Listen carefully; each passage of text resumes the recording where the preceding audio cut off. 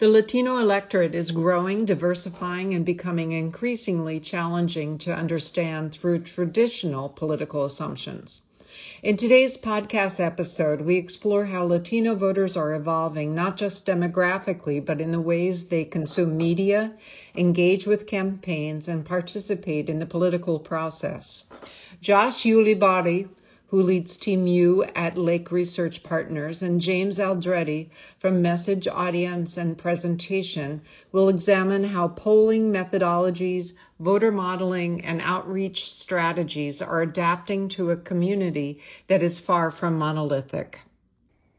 Hey, welcome, James Aldrete here. And as busy as we are at this point in the cycle, Josh, I got to tell you, I've been looking forward to this conversation and the chance to kind of pick your brain. But we have Josh Ulibarri, head of Team U with Lake Research, and we're going to dive into, I think, a great conversation on the Latino vote, understanding what's changing. But Josh, welcome, my friend. Hey, James, good to see you. Thanks for having me today. I'm looking forward to this as well. It's been good to see you on our strategic calls. Glad to move it over to an AAPC call. Yeah, we get to talk some broader stuff. So, I mean, I think the first is just like table setting. You know, we make fun in my little shop of like all the cliches that surround the Latino vote. So for years, we do tequila shots every time someone said, sleeping giant. Last cycle, it Hmm. seemed like the number of times you heard that Latinos are not a monolith. And there is great diversity. But then come the 24 vote, everyone noticed they acted like a monolith. It moved in like one direction, and that went from Florida to the border to California. So talk to me about this like uniformity of movement despite all the diversity within the Latino vote. Yeah, I think it's a fabulous question and a great way to kick this conversation off. I do think, and I know this, I'm going to use the word here in terms of sort of, the way we've talked about this as well, but I'm with you in terms of like monolith, in terms of sleeping giant, in terms of persuasion or turnout, all these sort of one word, descriptions to sort of simplify conversations. And I think the sort of that's a little bit of an oversimplification of what happened, right? In terms of like moving as a unit, et cetera. I mean, for sure, a ton of Latinos moved from Obama to Trump between 12 and 16, and then moved from Trump back to Biden in 16 to 20, and then from 20 to 24, back from Biden to Trump, or from, et cetera. So, but, that's also very similar to the trends that happen nationally, right? In terms of lots of voters moved from Obama to Trump, and lots of different kinds of voters underneath. And so, those waves and those patterns make us think that we're all moving as a unit. But of course, there's a ton of kinds of things that are happening underneath with different kinds of targets. And there's reasons why the Cubanos in Florida moved differently and earlier and easier than perhaps the New Mexicans moved in the Southwest, or the Tejanos moved in Texas, and some of the Californians moved on the coast. Even as the movement in the same direction, there's a lot of things that were happening underneath that moved the Floridians differently in terms of the way Trump talked about and Biden talked about and Harris talked about Central America. The way that Biden and Harris and Trump talked about the border in terms of some of our Texas targets and New Mexican targets, for example.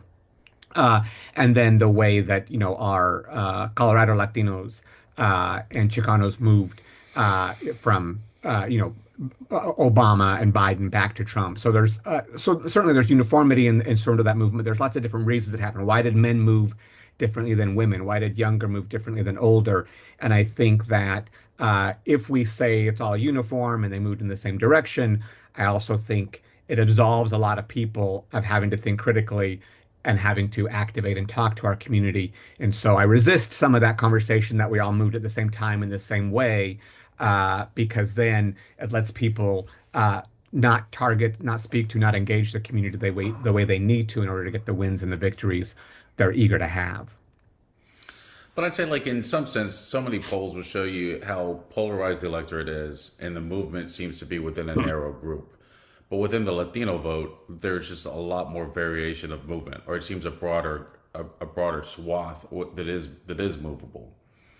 Can you dive into that dynamic a bit? Oh, sure. Well, I think that, I guess I would say a couple of things on that point, and I guess it's a little different than just is for me sort of movable within the Latino community because we also have a lot that the Latino electorate changes and has changed a lot more than other electorates for all sorts of reason. Immigration patterns, we have more Latinos turning age 18, and moving to the voting electorate at a quicker pace than other demographic groups in terms of like raw numbers. Percentage wise, that's other groups, but raw numbers is Latinos more turning 18, et cetera.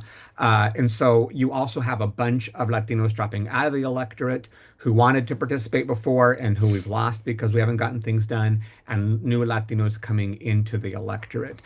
So are there things that all Latinos are sort of looking at in terms of the economy and jobs and wages and healthcare and those kinds of things? Yes. But are there also different places and different ways to move these Latinos to get the kind of movement you want or the kind of vote you want? Yes, there are. So, I don't think you can target Latinos in Florida. I mean, there's three or four distinct groups in Florida that you want to target the same way you would target New Mexicans and Texans and, in my city of Phoenix, Latinos here. So for sure, the kinds of things we pay attention to, the kinds of things we care about is similar, but the way to reach them, the way to talk to them, the way to move them can be pretty different. We've got,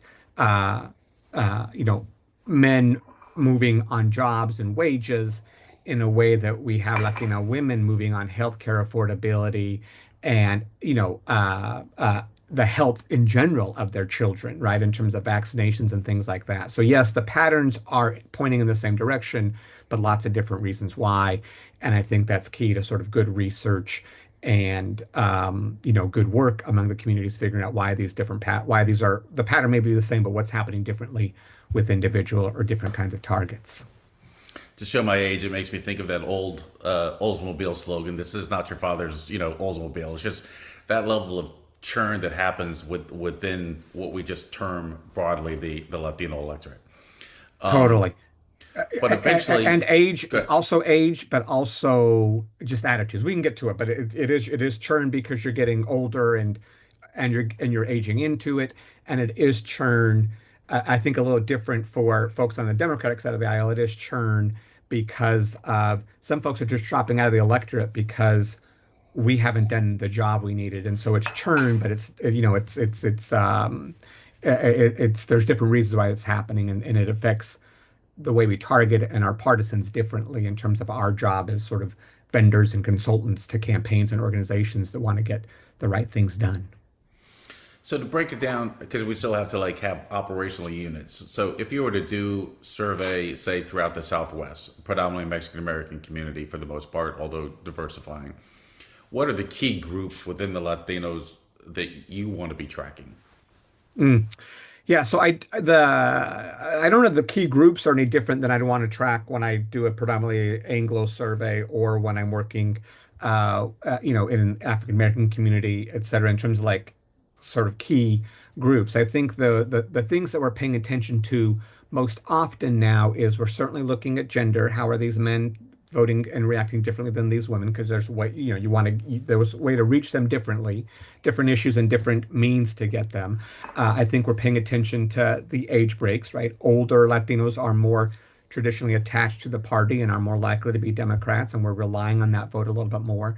The younger vote is still good, but it is more persuadable and it is more swingier in terms of orientation.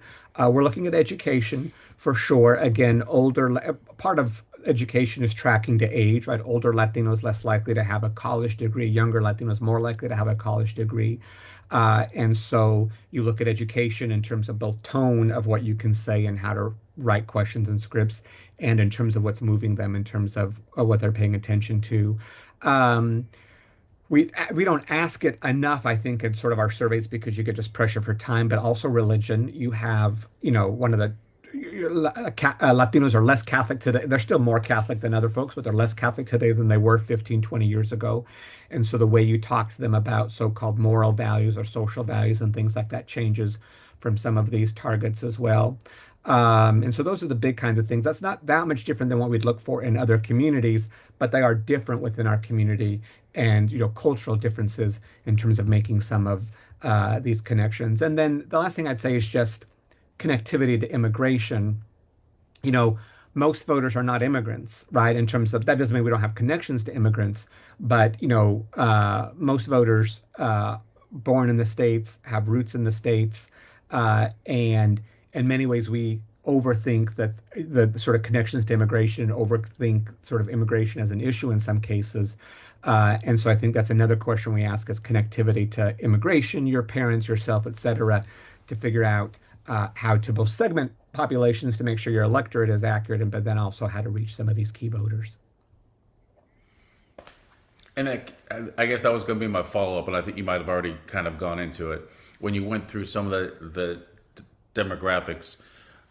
What value do you place on generational level? I realize that there's no one Latino story. Mm. There's millions of them, but I'm currently now in the minority. When you're third generation, you're outnumbered by second generation, and just their lived experiences are different. To what extent does that help shape opinions and views and engagement? It can do it. It can be shaped by a lot. It just depends on what we're able to do. And just as I said, my people are from northern New Mexico, right? And that border, as we say, moved on them as opposed to them moving on the border. And so my folks never had to move, leave. And so when we think about sort of generational, are we first generation, third generation, et cetera, New Mexicans have been New Mexicans for hundreds of years, hundreds and hundreds of years. Right. And so even the generational question is sort of different in terms of that. And so, but if you're in New Mexico, that kind of question, matters differently, right? In New Mexico, I just recruited a focus group in New Mexico, and folks are telling me they're Spanish. I'm like, okay, are you? I mean, they know better than I do if they're Spanish or not, but they're Spanish, and so those kinds of things, you matter, and also matters a little bit more when you move into your targets in Denver.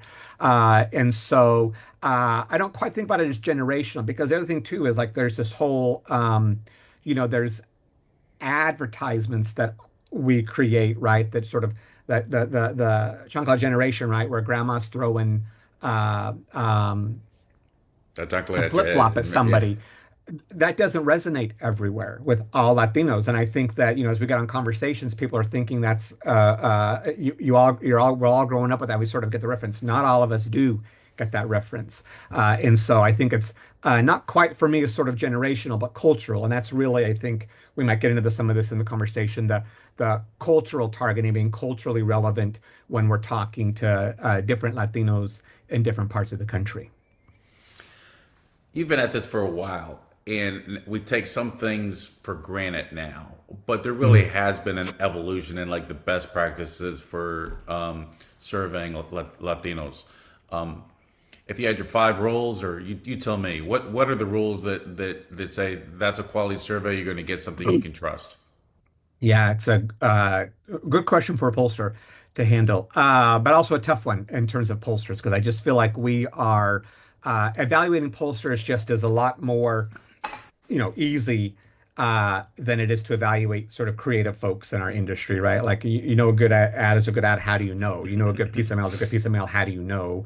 If a poll was accurate, right? If on election day you were close, or if five more come out and were similar to yours, and then so. But it's a lot easier to see and to hold pollsters accountable than it is to hold other creative folks accountable. I feel a little defensive saying that, but that feels like the truth. But it's getting a lot harder to do what we do and to do it well. And in fact, I am consistently on panels and in meetings with people who I thought were pollsters who tell me I'm not a pollster, I'm a researcher, right? And they want to be researchers and not pollsters because then they don't have to be held as accountable for the numbers and they don't have to know the methodologies in the same ways. But it is getting harder and harder to do what we do. And so I think that, but again, it's whether I'm trying to reach Black voters, African American voters, Latinos, Anglos, the kinds of challenges are similar, but they're different for reaching Latino audiences. We one of the things we do, sort of a cheat for us, is we pull Latino surnames. But my stepdad's last name was Williams, and his first name was it was Mick Williams' son, and then it became Mick Williams, and then it's just Williams. And his nickname was Chief, right? Because they thought he'd look like a Native American Indian chief. So but we pull Latino surnames, and that is not as good a cheat for us anymore because of, marriage and changing name dynamics and things like that. Latinos had been a little more, I mean, we all sort of live around people who look like us and were raised like us, and that's changing over time. And we've been more integrated into some of these changes earlier than some other folks. In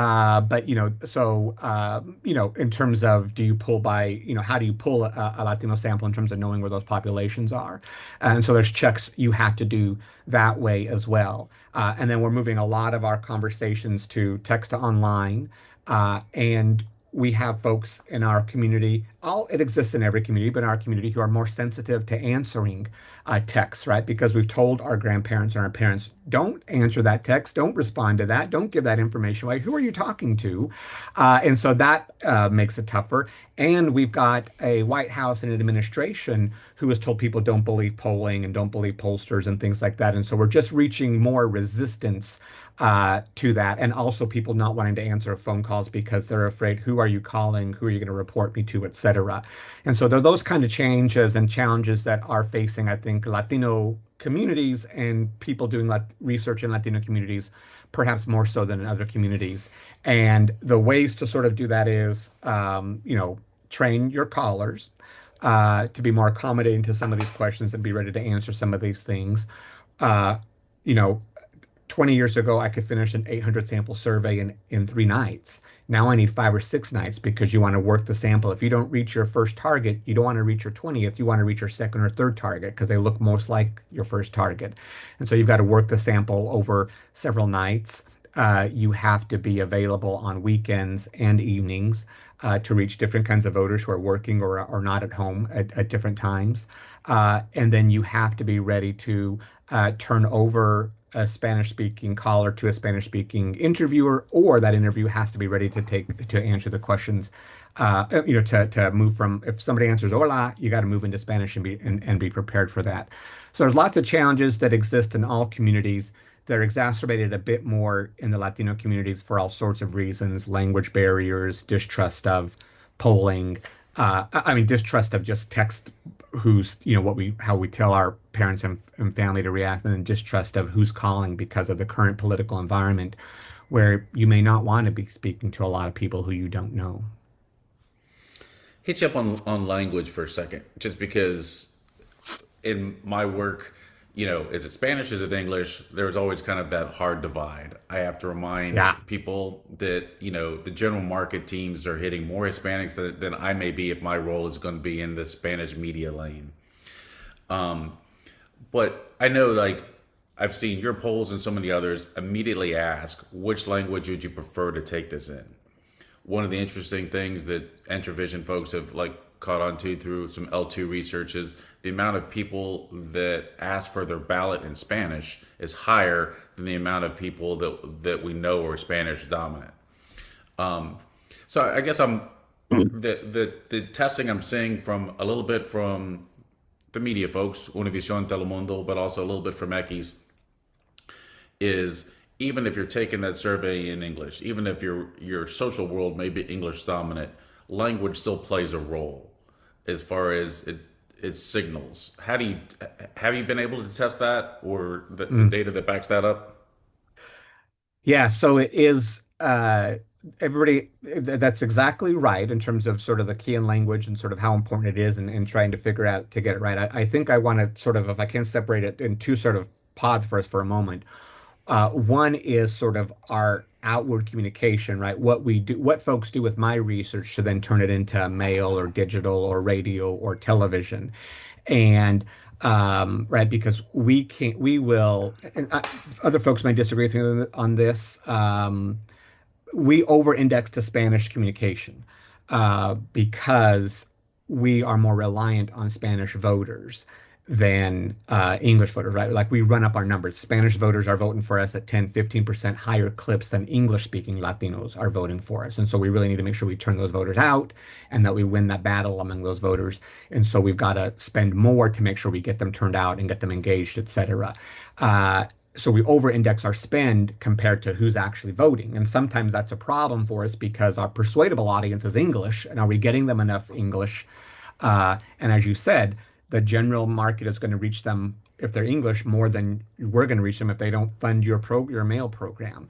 But we're so reliant on the Latino Spanish speaking vote that we've got to over-index that spend and that turnout focus and that persuasion battle. And sometimes that bites us in the behind because we haven't done enough for our English speaking targets. But in terms of the practicality of what I do in terms of survey research and reaching voters is you hit it on the head as well, is even if somebody wants to take my survey in Spanish, it doesn't mean they're not consuming English. Doesn't mean they couldn't have taken it in English. It just means if it's easier or better or they want to take it in Spanish, they have that opportunity. Um, and we're watching trends over time in terms of, that the desire to take in Spanish is coming down over time as more people are learning English or, being, as I said, most of us are, not immigrants, having grown up in English speaking households as a first language more and more.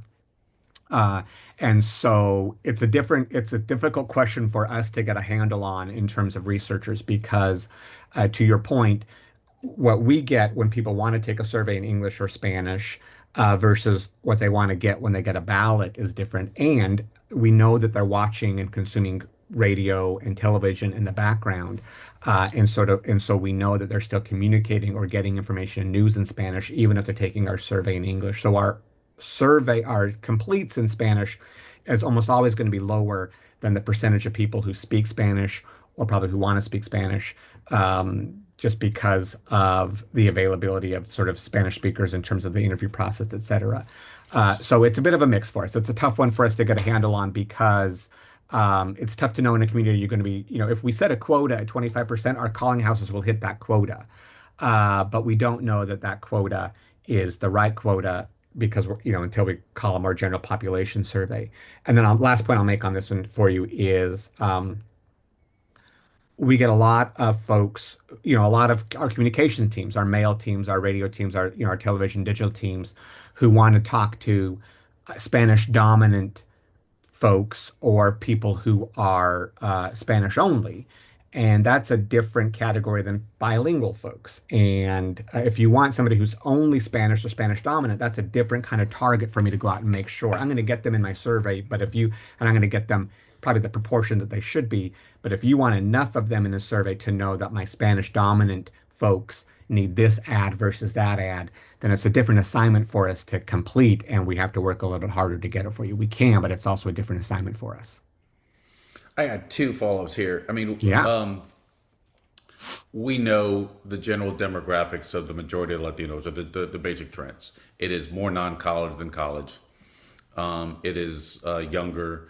It's gonna, it's lower than your median or lower than your Anglo median income parts of it. So Yeah. not huge information seekers, but we'll still say, where do you get that? Do you get it from Spanish news when we know that they're not necessarily information seekers to kind of begin with? But that part of like where language plays, you have a variation of a census question, what's spoken at your home, a mix of both, a little bit of both, or, I mean, should we be including a media habit part of it? Do you listen to Spanish language music? Is there what are some of the other cues as far as understanding where it plays in their life, even if it's not going to be playing in their news watching, if there is news watching anymore? Yeah. So a couple of things. I if we can at some point, I just want to sort of examine sort of our language in terms of information seekers, because there are definitely people who go and try to look for political information. I'm going to Google this article. I'm going to watch this Every podcast, focus and even the group tells us podcasts that don't. every voter is going to do their own research. That's right. But my point is, they're getting information that of a political nature, even if they don't think they're getting political information. Even if I don't want to just focus on sort of information seekers, because if we do that, we're going to be in some trouble because there's a lot of Latinos I, out there who, I should say high yeah, news consumers. Is that a okay. better term? Uh, yeah, but I think it's a better term. I mean, you're defining somebody, but you're not necessarily defining a voter. Because they're low information voters. But again, we call them low information. But it doesn't mean that they're not watching a podcast or that they're not watching a TikTok that is, all information is information. It's just how good of information is it? Um, but in terms of your question, I think there's sort of two ways to think about this. One is Ekis, for example, can do large 1,500, 2,000, 2,500 voter or Latino interviews, and they're going to have sample sizes to ask about habits, and then you also just have the information collected by the television or the computer in terms of what's coming back in terms of viewing habits, and that tends to be where I would say we should be using that kind of research a little bit more to sort of direct what we do on sort of individual races, because individual races, like if we're going to a congressional district together or a state leg district together, we can ask habit questions and things like that. But I don't think always that they even know what they think they're doing, right? How many times do we put something up on Hmm. a digital ad and they tell us, I saw you on television, right? Because the way voters think that they are seeing an ad is television, even if it's not a broadcast ad. And so I think even voters don't often know where they're getting a piece of information, even though we know how they're getting it. And you see this when we do open-ended questions and surveys. They're repeating something that we've gotten to them, let's say in mail, but nobody said I got mail, right? They just say I got television or I got digital, and we're like, no, that was a mail, that was a mail-driven message, and we're glad they're picking up on it, but they don't always know where they're because they're looking at the piece of mail as they're watching television, etc. So we can ask media habit questions. I think they can be useful. They can be general. They can give you some general direction. But I do caution my clients in terms of if I'm going with a 400 sample survey in New Mexico one, that there's probably better national or better statewide or larger sample surveys for us to sort of really think about how to connect with this particular kind of Latino. I want to bring a couple different strands of this conversation back together. But Yeah. should we be, and I'd say this really as a Democratic consultant, we have a broader audience, but should we be rethinking the way we approach GOTV? Mm. You kind of mentioned that you're pushing over indexing on Spanish, media consumers. Ekis and email from Carlos Odio this morning just saying, the irregular voter, um, redefining what it means to be a swing voter. And then, frankly, if you're going back into generational levels, if you're a second generation, which is the majority now, or the plurality, um, you likely didn't grow up in a political household. So we consider you a base vote because you're Latino. I mean, all these things I think need to be rethought. So I know that was a big dump on you, but just like, should we be rethinking how we approach and talk about GOTV? You've already corrected some of my language, so I'm taking notes. Help us correct language about how we approach GOTV and that approach. Well, not correct, just conversation. Um, so a couple things. You're well, again, I don't when I sort of I'm a pollster, so words matter, right? But when you say rethink, it's just like I don't think that this feels very new to people who look like us, who sound like us, who are raised like us, right? Who are talking to our people.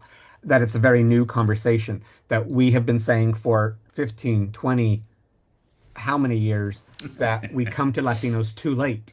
And you come to you and me too late to ask these questions and to sort of help you figure out what's going on with Latino voters. That it isn't just a September and October conversation, because that's why these voters have drifted. That's part of why these voters have shifted. It is a sort of a year-round conversation. It is a year-round activity. We've got to fund our programs all the time and not just October and September, to get the kinds of wins and turns out and the kinds of things we want. So when we think about turnout, yeah, our turnout efforts have to last all the time. We have to constantly be engaging with folks, and we have to know that even as they don't think they're getting political information, they're getting political information, right? When they are getting information on vaccines or things like that in other rooms on Facebook or TikTok or whatever, that's political information because they're going to evaluate that information some other, and it's going to be added to how they're evaluating candidates or initiatives and things like that. So yes, we should be rethinking it, but not because we're just figuring this out. We've known for a long time that this has got to be a year-round conversation with Latinos and Hispanics, and period. Then number two, yes, totally. And Carlos said it this morning, but again, Carlos is brilliant. That's a brilliant team. It's also not particularly new that we've said that Latinos, our base vote has to be persuaded that this matters, that this is the reason to go out and vote. Because sometimes I just, as I said in the beginning of this conversation, we've lost a lot of voters because we failed them from 2021 and 2022. Even as we said, go register, vote, vote for Biden, and then we didn't deliver for them in many ways, and so they've dropped out of the system. So we've got to tell our base vote, persuade them this is important enough to vote and get out there. So we have a bunch of challenges. One is get out the vote is a year-round conversation. It's more engagement than we think, and it's don't just come to us in September and October. And yes, we've got to persuade that base vote that it's worth getting out and vote, that it matters to get out and vote, that we can make a difference, et cetera. So those kinds of things. Again, I'm really excited for Carlos to push this out and for them to sort of continue to sort of hit on this one because they've got a big platform to do it. Um, but the grassroots organizations you've been speaking to and working with for 20 years, we've known this for a Mhm. long time. You're coming to us too late. There's too much for us to overcome. We got to do this earlier and longer. Well, sadly, I work in what's been repeated this year as a resource restricted environment, and so those Hmm. choices have to be made. But that idea, when you're talking to regular voters versus the irregular voters, but part of what's brought irregular voters in typically is what is in their media feeds, and increasingly it seems like things are heavily nationalized. Um, Looking at some things that is exciting as it is to have a Latino governor in California coming soon, it's still going to be national figures that will have higher name ID, higher favorables than Javier Becerra, who's still introducing himself, to a larger group. So what is it kind of? And I guess this goes back into media consumption habits. What is it that gets it between that balance between a localized message and nationalized, or do we have to pay attention to those waves? That's what we have to like ride in the wake, or can we compete with a nationalized narrative? Yeah, I think it's a good question. I'm struggling a little bit with sort of trying to figure out how to address it because um, for sure the national conversation dominates uh, everything. And, if we're working with state ledge campaigns, for example, it's not like we can affect turnout. And if you are a lieutenant governor running separate from your governor, it's not like you can, or a state treasurer, you can affect turnout in those campaigns. You are underneath whatever the governor is going to spend or whatever the Senate campaign ahead of you is going to spend. And so, how do we get them to reach Latino voters on things that matter? And one of it's easier to sort of attach things to Trump, or it's easier to attach things to ICE to catch attention. But then you've got to figure out how we can deliver or localize that message. And so I think research can help you do that and sort of figure out some of those things, when to talk more local or when to talk more national, and when to use Trump or when to use ICE and when not to. Um, so I think, those things are true for sure, that the national kinds of things are going to dominate these conversations. But as we get down lower into some of these other races, um, local property taxes, school funding, et cetera, those things we want to matter. And so we just have to, make sure it's getting into the bloodstream, into the digital mail, to make those races matter a little bit more for folks and push people all the way down ballot. Okay, we're also following a national narrative in this conversation because it took us this long to get to ICE, because we're told it's the economy, economy, economy. So I'm gonna set you up first, just like where should folks be thinking about bringing immigration into the conversation? And I'll admit I have PTSD from 2024. If there's one thing I credit Trump for is we don't have to start off with defensive border security ads. Hmm. Um, Hmm. but then ICE is changing things. So where would you put it in, or what is your recommendation for people to just like let it play out, or do you address it head on? It's a great question, and it is also it's a question race by race, and I don't want to say district by district, and state by state, how some of this matters and some of this plays out, because just in Houston, right? You're not your home city, but your home state I'm had saying, that murder just weeks ago. at the hands of ICE, and you've got people on. I've seen it on TikTok and Instagram, right? That the tearing down of trees and things like that to get back onto this border wall conversation. Um, and then, you've got this constant sort of threat above sort of people of color, but Latinos in particular, in terms of immigration raids and targeting and discrimination and carrying papers. And then, we have a colleague in our industry that I'm sure we're working with on every other day. We're on a call with these folks who are talking about, do I self-deport? And so there's just this sort of constant conversation around immigration that exists in our communities and with our orgs that may not be as heavy in some other places. So in terms of getting at your question, I think one thing that I sort of really try to focus on is in terms of being a consultant and a vendor is, don't misunderstand my job. And my job is to help candidates and campaigns win elections. And so then hopefully those folks who have won that election are able to do good and important things. So it's not always that we're recommending ICE being part of a conversation. ICE still remains a lot better for us in terms of turnout groups and in terms of sort of intensifying conversations as opposed to winning a lot of persuasion conversations with voters. Though the more activity Trump and ICE do in these states, the more it is moving into a persuasion sort of audience and conversation, and for all sorts of reasons. One is just the violence. The two is the targeting and discrimination that we have folks who are grandmas and aunts and uncles who are being targeted or carrying papers that they've never carried before. And so as those kinds of actions pick up, it moves more into a persuadable audience. And so I do think we'll see it eke its way and move its way into some more mainstream conversations in terms of some persuadable audiences. But right now, it still remains a little bit stronger with a base conversation, a turnout conversation, than a persuasion conversation. And we'll see how that develops over time. I guess one of the interesting things was on Republicans' success in 24 in building up border security. Mm. Their focus really was chaos at the border, out of control.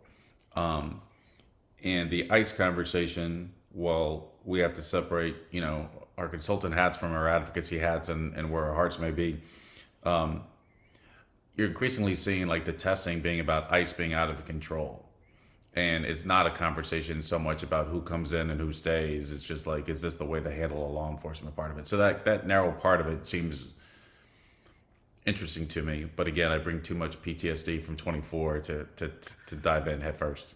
Totally. And I think I think that's exactly right. I think that's part of, whether it's a consultant class conversation or whatever conversation you want to have is, you'll see this in focus groups, is whether it's respect or whatever, that the immigration has slowed down, and there's very few folks who say that's a problem, that it's slowed down, right? A lot of folks are like saying that makes sense. They're comfortable with the slowing down of that, and who gets credit for that? Not Biden, but Trump.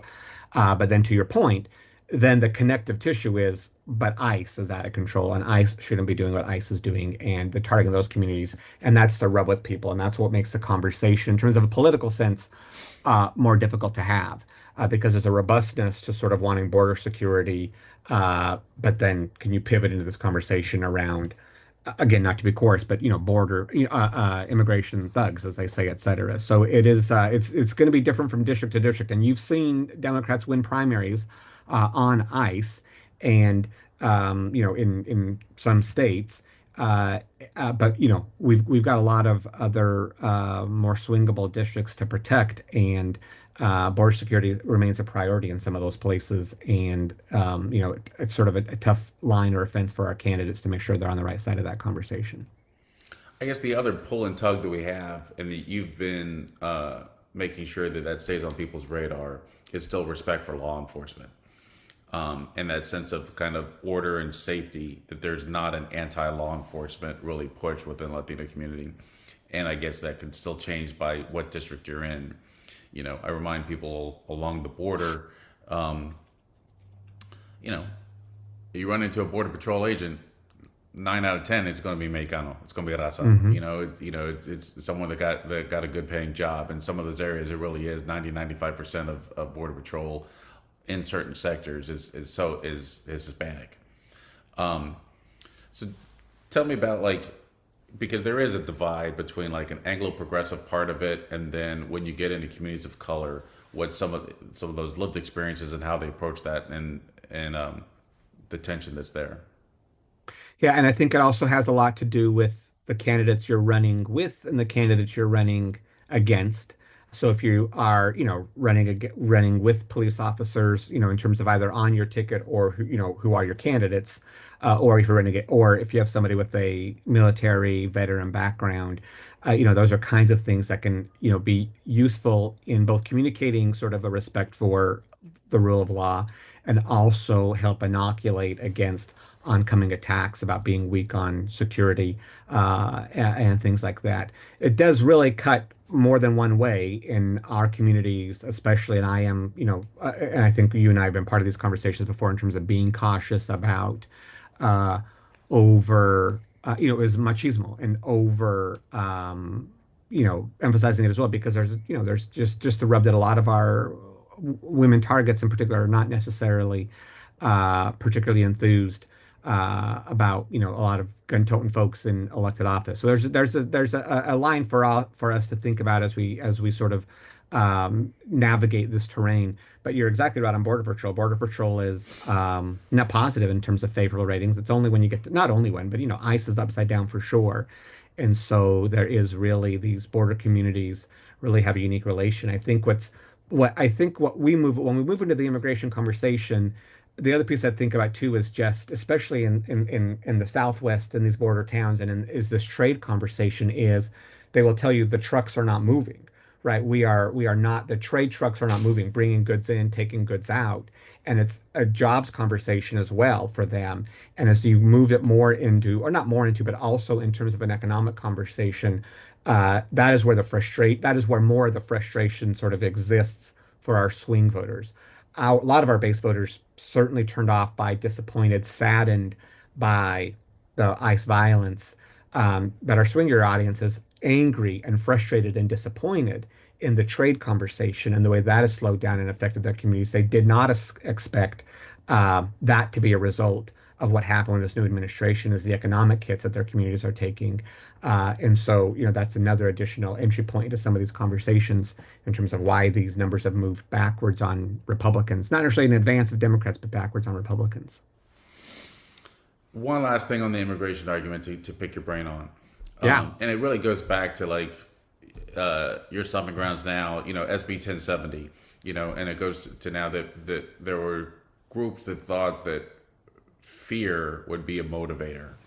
And there's definitely a certain vulnerability that people are feeling in the current way that ICE is behaving. But if we're talking about irregular, marginalized voters, I'm always nervous about any message that adds a level of fear to it, as opposed to confidence building that they can kind of change that.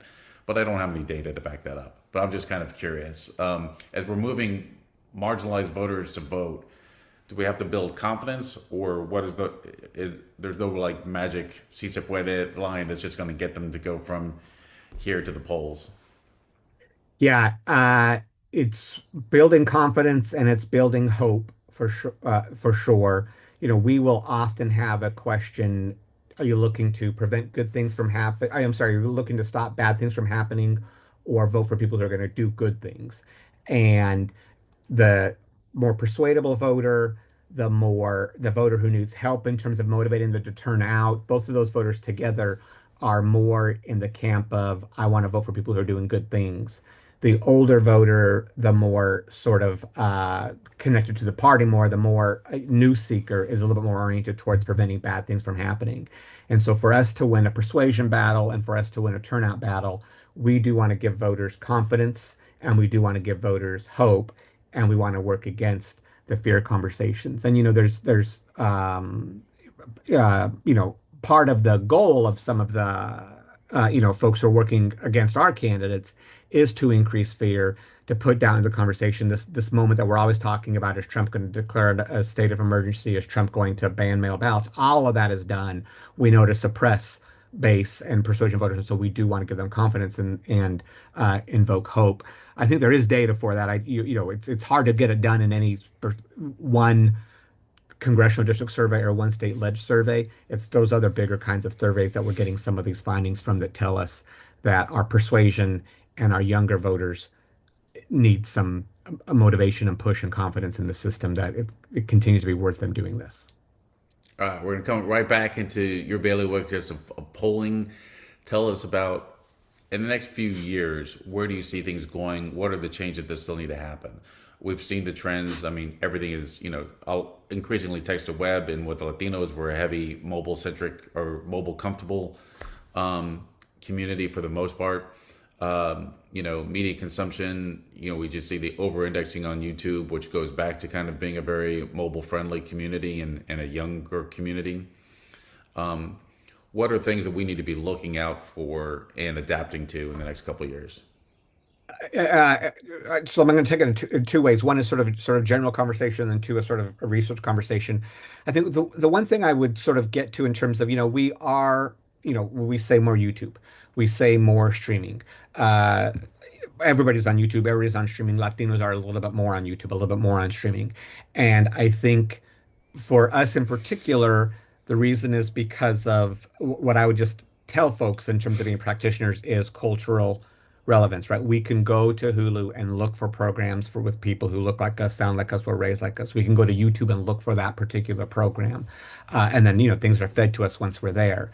But we're not looking for particularly different things. We are looking for entertainment. We're looking for being able to relate to the folks who are hearing from and seeing.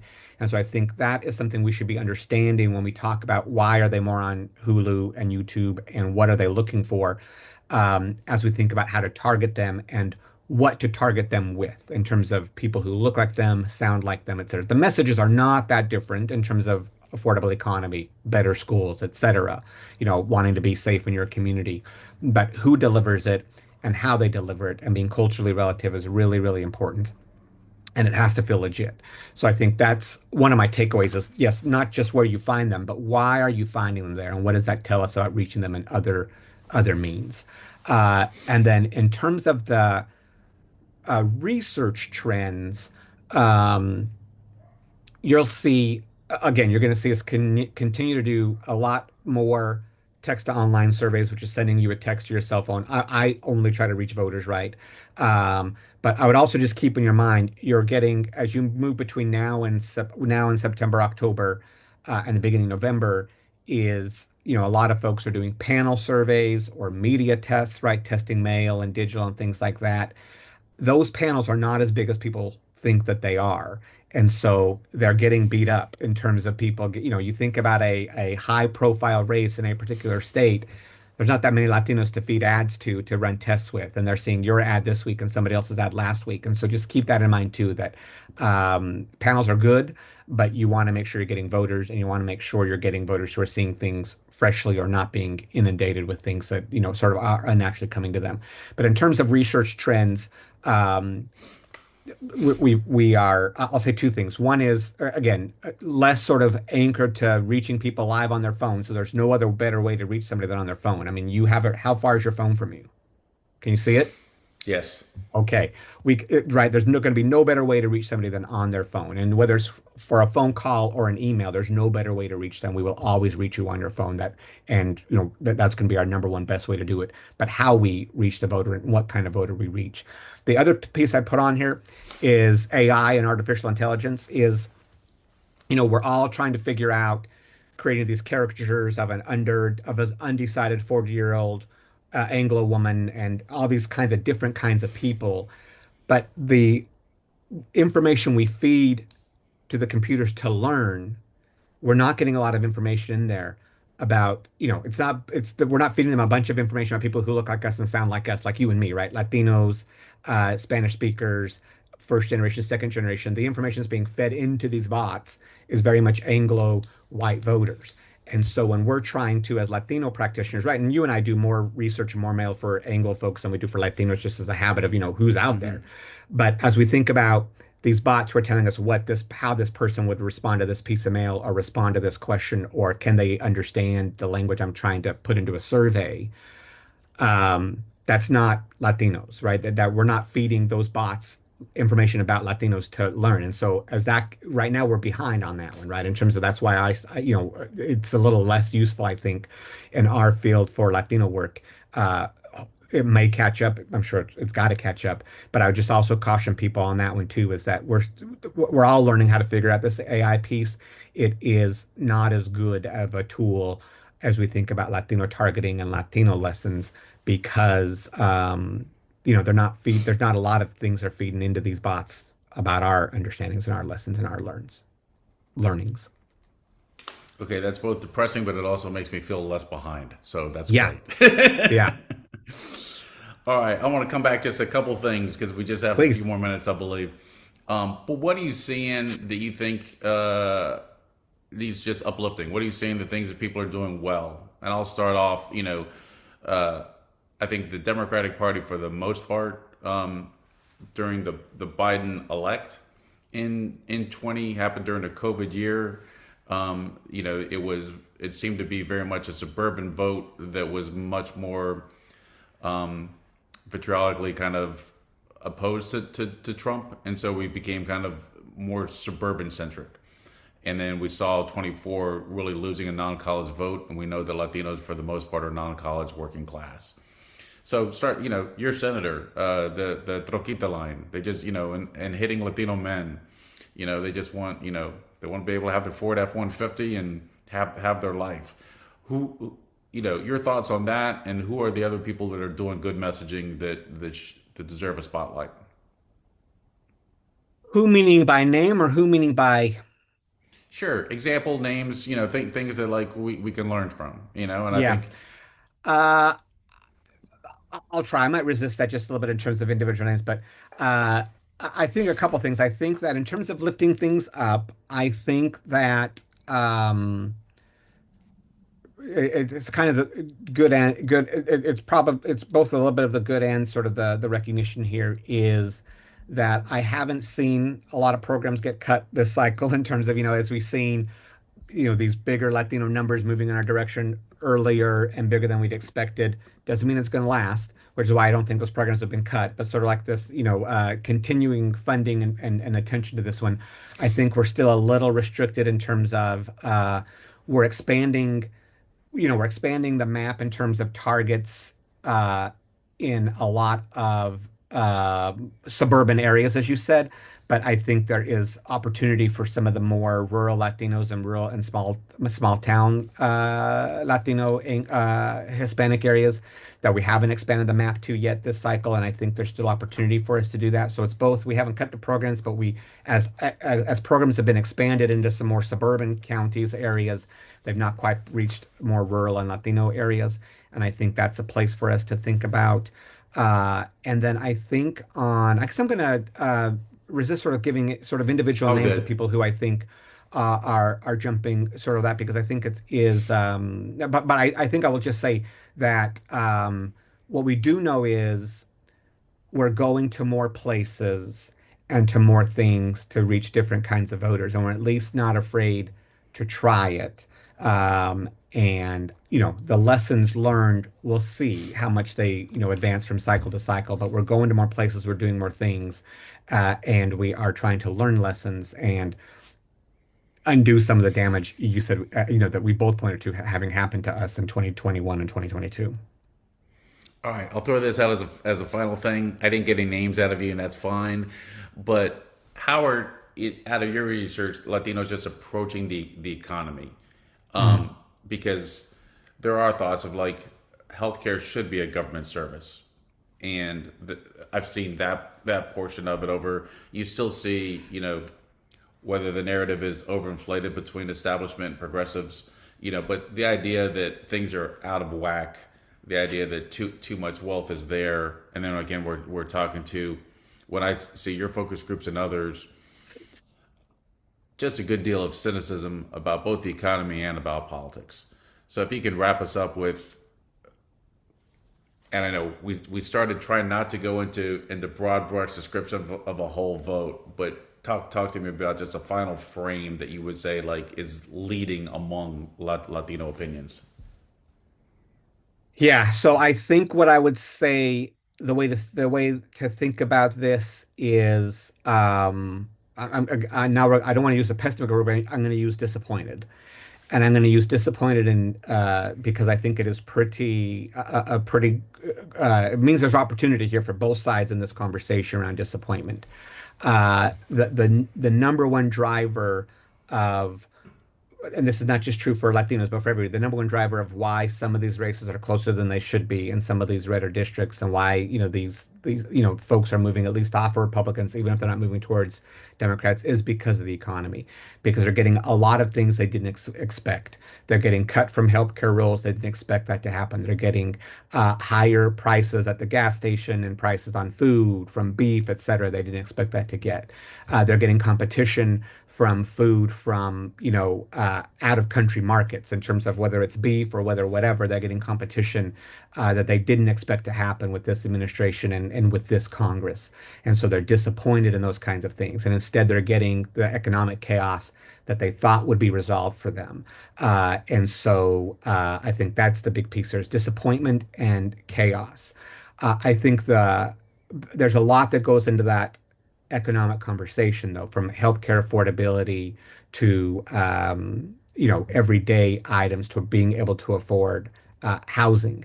And so different folks in our target audiences are being affected by that differently, and that's where research can help us sort of figure some of those pieces out. But disappointed because they're getting things they didn't expect, and that is what it's giving us greater opportunity to have in these conversations. What it means around economy and affordability, I think, is important for us to figure out in the research, and it's different in place to place.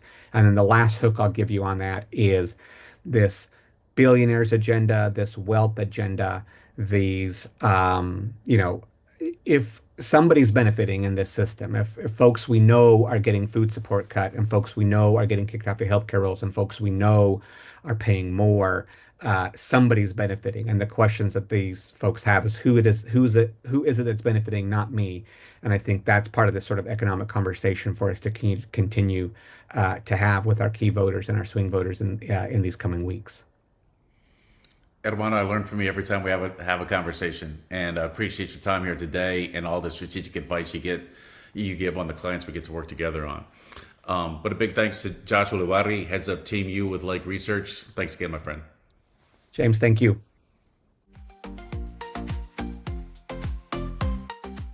The Latino electorate is changing, not only in size and demographics, but in how voters engage with politics, consume information, and make decisions. Today, Josh Ulibarri of Lake Research Partners and James Aldrete of Message, Audience, and Presentation helped us look beyond the current election cycle to understand what those changes mean for the future of political consulting. Thank you for listening to The Future of Political Consulting. We'll see you next time.